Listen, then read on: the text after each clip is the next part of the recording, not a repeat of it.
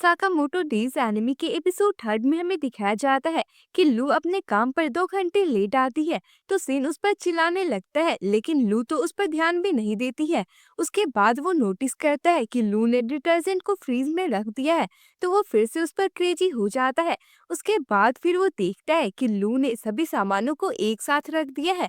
तो वो पूछता है कि क्या तुमने पहले कभी कोई काम किया है। इस पर वो कहती है, हाँ, मैं मिस्टीरियस बोरियों को दफनाने में अपने पापा की मदद करती थी। ये सुनकर सीन साकामोटो से कहता है कि आप इसे अभी निकाल दीजिए, ये यहाँ के पीसफुल एनवायरनमेंट को खराब कर रही है। लेकिन लू तो अब भी सीरियस नहीं हो रही थी। तो साकामोटो बहुत ज्यादा बोलने लगता है और लू को लेट काम पर आने के कारण माफी मांगने के लिए भी कहता है।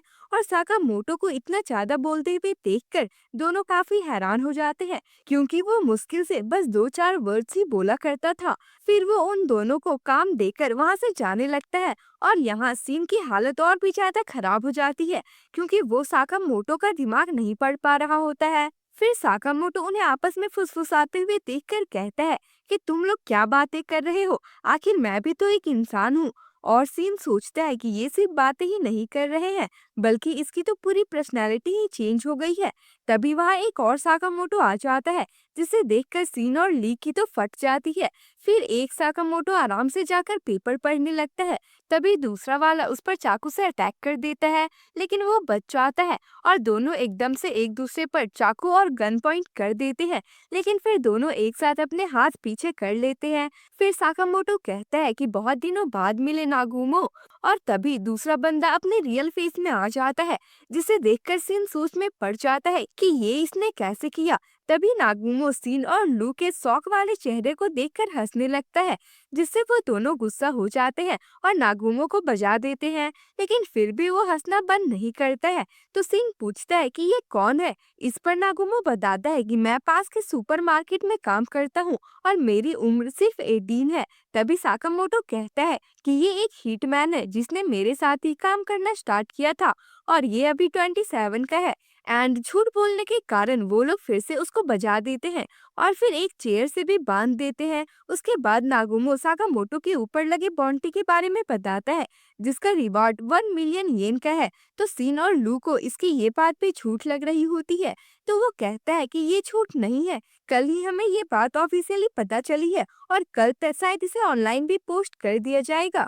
तभी वहाँ एक पिज्जा गाय आता है और सीन उसके मन की बात पढ़कर जान लेता है कि इसके इरादे ठीक नहीं है।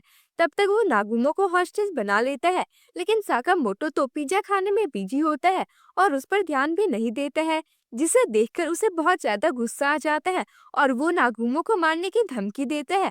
तभी नागुमो अचानक से प्लेस चेंज कर लेता है और सीन सोचता है कि उसने इतनी जल्दी जगह कैसे बदला। वहीं साकामोटो नागुमो को उसे मारने से मना करता है। तो नागुमो भी उसे छोड़ देता है और कहता है कि अब ये मत कहना कि तुम किसी को भी नहीं मारने वाले हो, क्योंकि इस तरह से तो तुम्हारा बचना मुश्किल हो जाएगा, और स्पेशली मुझसे। ये सुनकर सीन लड़ने के लिए तैयार हो जाता है। तो नागुमो कहता है कि मैं तो बस मजाक कर रहा था, मैं इन चीजों में इन्वॉल्व नहीं हूँ, लेकिन मैं साकामोटो के साथ के पुराने दिनों को मिस करता हूँ। इतना बोलकर वो जाने लगता है। तो साकामोटो पूछता है कि मेरे मरने से किसे फायदा होगा। इस पर वो कहता है कि इस बारे में मुझे कुछ भी पता नहीं है। फिर लू पूछती है कि क्या इस पिज्जा गाय की तरह और भी लोग आने वाले हैं। इस पर वो कहता है कि बिल्कुल, लेकिन वो इसके जैसे नुबड़े नहीं होंगे। फिर वो उस पिज्जा गाय को उठाकर जाने लगता है। तो सीन उसे रुकने के लिए कहता है, लेकिन नागुमो अचानक से गायब हो जाता है। वहीं एक रूम में कुछ लोग साकामोटो को देख रहे होते हैं। देन एक बंदा बोलता है कि मुझे नहीं लगता ये मोटा 1 मिलियन येन के काबिल है, इससे ज्यादा खतरनाक तो सीन लगता है। तो दूसरा बंदा बोलता है कि तुम लोग उसे अंडर एस्टिमेट कर रहे हो, वो कभी काफी पावरफुल पोजीशन पर हुआ करता था, तो तुम्हारी एक गलती और तुम अपनी जान गंवा दोगे। तभी एक दूसरा बंदा बोलता है कि वो 5 साल पहले रिटायर हो चुका है, तो अब वो हमारी बराबरी नहीं कर पाएगा। तभी साकामोटो कैमरा को देख लेता है और कहता है कि अगर तुम लोगों ने मेरे पीछे आना बंद नहीं किया तो मैं तुम्हें नर्क दिखाने वाला हूँ, और कैमरे को तोड़ देता है। उसके बाद सीन और साकामोटो बैठे होते हैं। तभी वहाँ हाना आती है और एक्साइटेड होते हुए कहती है कि कल हम पार्क जाने वाले हैं, जहाँ सुगर बनी भी आएगा। तो साकामोटो की हालत खराब हो जाती है कि मैं ये चीज कैसे भूल सकता हूँ। फिर नेक्स्ट डे वो सभी पार्क में होते हैं, जहाँ झूले पर एक टीम को काफी मजा आ रहा होता है, वहीं दूसरी टीम की हालत ही खराब हो जाती है।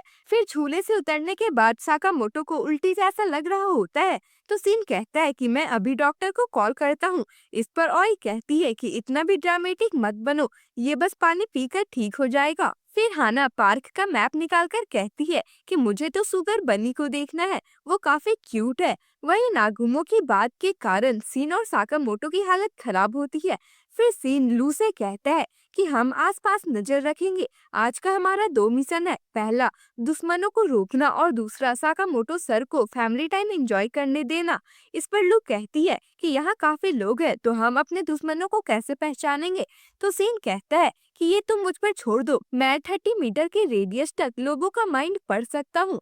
तभी लू सीन पर मैड हो जाती है, क्योंकि वो उसका माइंड भी इजीली रीड कर सकता था। तभी एक एनिमी उनकी ओर आगे बढ़ रहा होता है, लेकिन सीन साकामोटो को पहले ही अलर्ट कर देता है। उसके बाद लूहाना और ओई का ध्यान भटकाती है। उसी वक्त वो किलर साकामोटो को मारने वाला था, लेकिन उससे पहले ही साकामोटो उसे मार देता है। फिर लू और सीन उसे साइड में लेकर जाते हैं, जहां लू कहती है कि बॉस तो कमाल के हैं, उसने बिना देखे ही इसे मार दिया। तो सीन कहता है कि उतना ही नहीं, उन्होंने इसे ऐसी जगह पर मारा है जहां इसके ऑर्गन्स नहीं है, ताकि ये जिंदा बच जाए।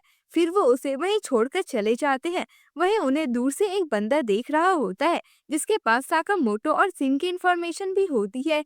फिर वो कहता है कि मुझे इस सीन से बचकर रहना होगा, वरना वो मेरा माइंड रीड कर लेगा। लेकिन कैसे? फिर उसकी ये प्रॉब्लम भी सॉल्व हो जाती है। अगर वो कुछ सोचेगा ही नहीं, तो सीन उसका माइंड भी रीड नहीं कर पाएगा। इसे टेस्ट करने के लिए वो उसके सामने से गुजरता है, लेकिन सीन उसके बारे में नहीं जान पाता है। इसका मतलब उसका ये तरीका काम कर जाता है। फिर वो सभी रोलर कोस्टर में राइड के लिए बैठ जाते हैं, जहाँ सीन और लू दुश्मनों पर नजर रखने के लिए सबसे पीछे बैठे होते हैं।